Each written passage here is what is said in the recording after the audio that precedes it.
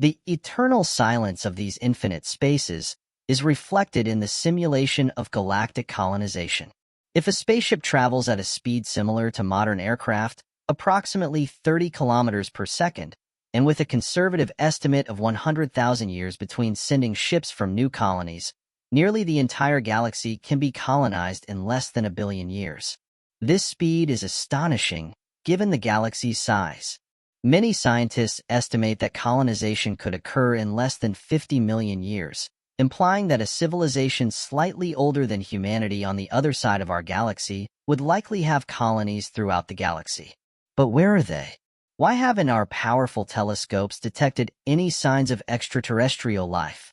The Earth is 4.5 billion years old, and life on Earth has existed for around 4.1 billion years, suggesting that life arose almost immediately after conditions became suitable.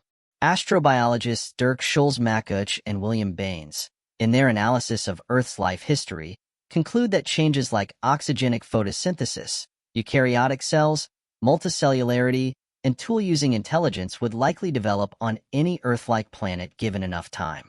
Everyone knows that looking at the sky shows us the cosmic past, but few consider that it may also show humanity's future. The cosmos appears lifeless for a reason. The search for extraterrestrial intelligence is not just intellectual curiosity.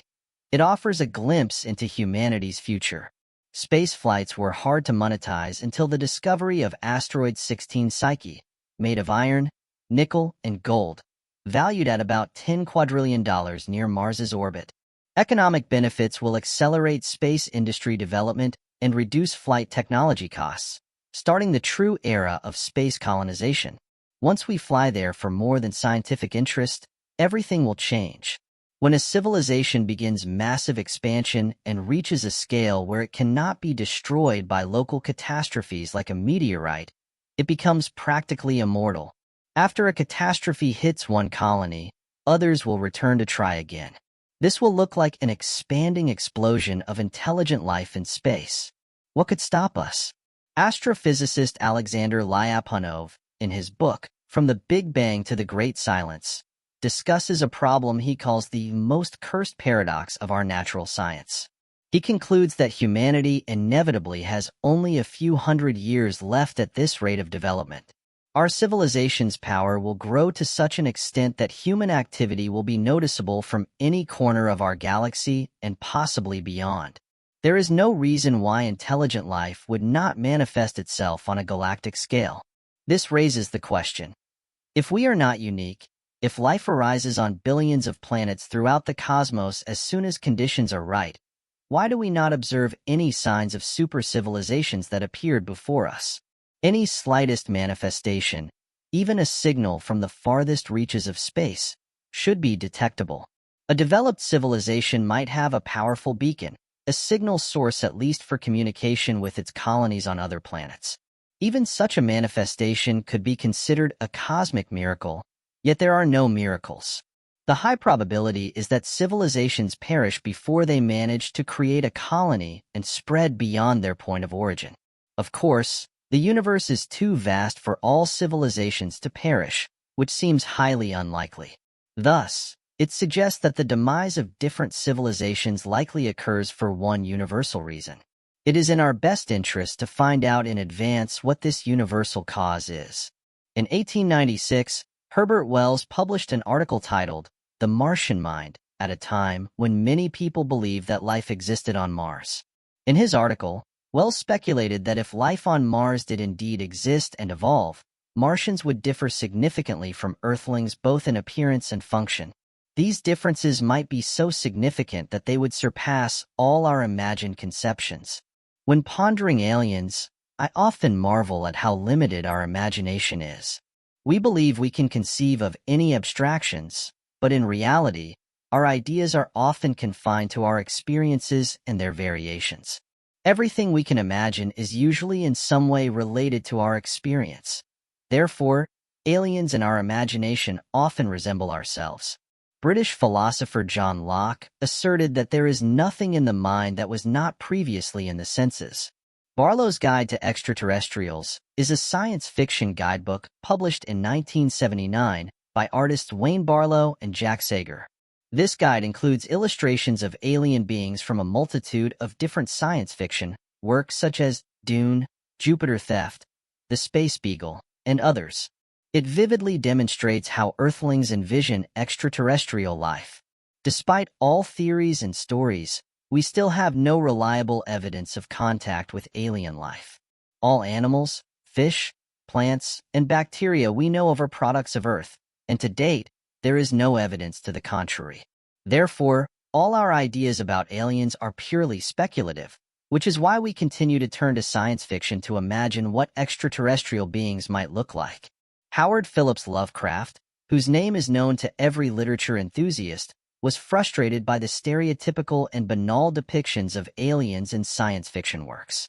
Consequently, he wrote the story The Color Out of Space, in which he created an alien so unique that no one could accuse him of mediocrity.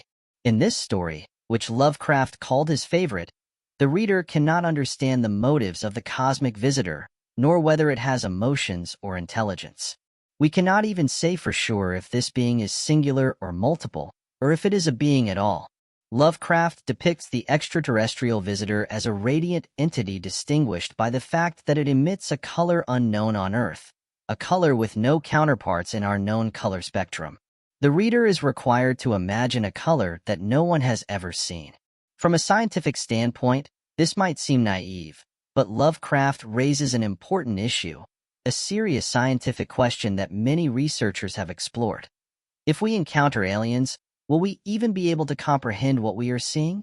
You can type extraterrestrial intelligent life into YouTube and find a wealth of interesting information, but in 99% of cases, no one considers the main point in the concept of extraterrestrial intelligent life. Only one word has a clear meaning: extraterrestrial. What life is and what it means to be intelligent, no one hurries to explain, which is not surprising. Many may find this an insignificant question, but the problem is that if we are searching for aliens, we need to understand exactly what we are looking for. The concepts of life and intelligence seem elementary and not requiring special definitions, but this is far from the case. The question of defining life is particularly pressing when discussing the possibility of life existing on other planets and in other systems. The mathematician and leading cybernetic specialist K. Murov paid special attention to this. He emphasized that biological sciences have until recently studied only living beings that inhabit the Earth and share a common history of origin and evolution. After all organisms from the simplest cyanobacteria to humans use the same genetic code in their life processes. We humans are products of planet Earth. Our genetic code reflects information about what happens on the planet. For example, almost all solar electromagnetic radiation that penetrates Earth's atmosphere is concentrated in the visible part of the spectrum. This part of the spectrum is most useful for the living beings that inhabit Earth, and therefore they have adapted to perceive it. If any of us found ourselves among representatives of extraterrestrial intelligence at the other end of the universe, our complex eyes, ears, and entire body would tell them a lot about the star system we come from. Therefore, life on Earth and life in general are probably two very different things. Most likely, life on Earth is just one of countless possible manifestations of life, and we, without thinking, equate the concept of life with its specific manifestation in the conditions of our planet. In our age of astronautics, the fundamental possibility opens up to discover in space such forms of matter that will possess all the attributes of living and possibly even thinking beings. However, we cannot say anything in advance about the specific manifestations of these forms of matter. So, we need a functional definition of the concept of life. This is an incredibly difficult task, and we still do not have a satisfactory definition. We are primarily interested in the universal manifestations of life, not how it might look. I understand how difficult it is to force oneself to look at incredibly mundane things with a new perspective. Imagine that you have never seen any vegetation. No forests, no algae, no flowers, no mosses. Greenery simply does not exist in your mind. In your life, you have seen many people, animals, birds, and fish, but not a single blade of grass or reed. For you, the living is everything that walks, crawls, swims, or flies, and nothing else. Now imagine that one day you are brought blindfolded to the edge of a dense forest with huge trees. The blindfold is removed, and you are left breathless. After recovering from the first wave of shock, you are hit by a second wave when you are told that what you see is also living matter. Would you believe it? What would be your reaction to all this green splendor? What are these structures? Are they a single organism? Do they know about your presence? What can you expect from them? Feel the awe, fear, and curiosity that engulf you. These fractal structures, the resinous scent, the rustling of leaves. It sounds amusing, but you cautiously try to interact with the trees, expecting some kind of response, and you will long wonder how you and these trees can be part of the same phenomenon. Life. You are so different.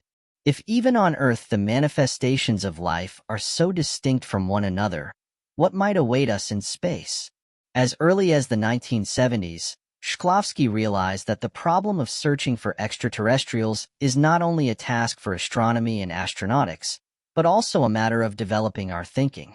You see, 99.9% of living matter in the universe is incapable of interstellar travel. Trees, for example, will never be able to independently travel into space. Therefore, understanding thinking remains one of the greatest mysteries, and without solving it, we risk not recognizing that we are dealing with another intelligence. Let me explain this with a clear example. 30 years after Lovecraft and his The Color Out of Space, Stanislaw Lim wrote his epic-making novel Solaris. Lim elegantly and subtly reveals the complexity of contact with extraterrestrial life. The action of Solaris takes place in the future. According to the plot, scientists discover a planet in a binary star system that, by all laws of celestial mechanics, should have fallen into one of the stars. The answer lies in the gelatinous ocean covering most of the planet. This ocean adjusts the planet's orbit, preventing it from falling into the star. Whether this ocean is alive or intelligent is completely unclear. In short, and without spoilers, the ocean can form complex mathematical structures on its surface, but their meaning and system remain beyond human understanding. Researchers have accumulated many facts about the planet, but have not been able to make definite conclusions. Most scientists, recognizing the ocean's intelligence, concluded that communication with it is impossible due to the vast differences between the ocean and humans. For years, scientists tried to decipher signals and establish contact, but all attempts failed. The question remains open. Was contact even possible, or is this also too earthly a concept? One of Lim's characters exclaims, "We are not searching for anyone but people. We don't need other worlds. We need mirrors. We want to find our idealized image. It must be worlds with a civilization more advanced than ours. In others, we hope to find an image of our primitive past." If you believe that humans can always understand and decipher any message and that Lim is being overly dramatic, here's an example for you to ponder. We already have a message, presumably from rational beings, that we have been unable to decipher for 400 years. This message is known as the Vanish Manuscript.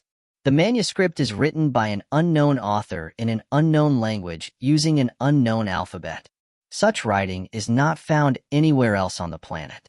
The plants depicted in the manuscript's pages also do not exist in our nature. Analysis of the text structure shows that it is not a forgery or a hoax. The handwriting is consistent and clear, as if the author was accustomed to writing and understood exactly what they were writing. The author clearly knows the language and writes in it without hesitation. From the color of the ink, it is evident that they write about 8 words per dip of the pen, which means about 4 seconds per word. The language has grammar and established spelling. Some symbols can only be in the middle of a word, others only at the edges. By all indications, the text should be meaningful. For example, on the pages of the so-called botanical section, the first word appears only on that page, as if each plant is described separately. But the main problem of the Voynich manuscript remains. It is impossible to read. This is an example of a message whose rationality and artificiality can be established, but it cannot be deciphered. We have many examples of great difficulties in deciphering the writing of extinct civilizations that existed on our planet. These civilizations consisted of people like us, with the same mindset and way of reflecting reality, despite their more primitive scientific and technological level compared to modern humans. What can we expect from an attempt to understand radically different beings? They may perceive the world in a completely different way than we do. Shklovsky writes that the emergence of intelligence must be closely connected with the improvement of methods of information exchange between individuals.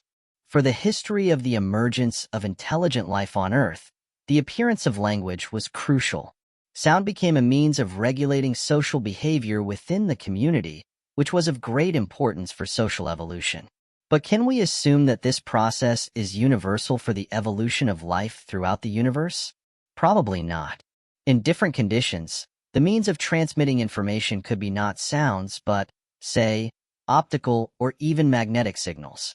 Imagine how different the intelligence that evolved using such methods of communication would be. The only form of intelligence known to us is human intelligence. The definitions of the concepts thinking and intelligent life have always implicitly boiled down to describing specific features of human thinking, which is a specific activity of our brain. Therefore, just as with the concept of life, we need a functional definition of the concept of thinking. If you think about it for a while, you will come to a remarkable conclusion that is of exceptional importance for the problem of the development of intelligent life in the universe. Modeling the way a material system is organized can only consist of creating a new system from other material elements, which in essential features has the same organization as the system being modeled. What does this mean? It means that a sufficiently complete model of a living being should rightfully be called a living being, and a model of a thinking being should be called a thinking being. Thus, cybernetics substantiates the principal possibility of creating artificial living and even thinking beings. It is well known that there is significant interest in the questions. Can machines reproduce themselves? Can progressive evolution occur during such self-reproduction, leading to the creation of machines that are significantly more advanced than the original ones? Can machines experience emotions? Can machines desire something and set new tasks for themselves, not assigned by their creators? A negative answer to such questions is often justified by a restrictive definition of the concept of a machine and idealistic interpretations of the concept of thinking, in which it is easy to prove the incapacity for thinking not only of machines but also of humans.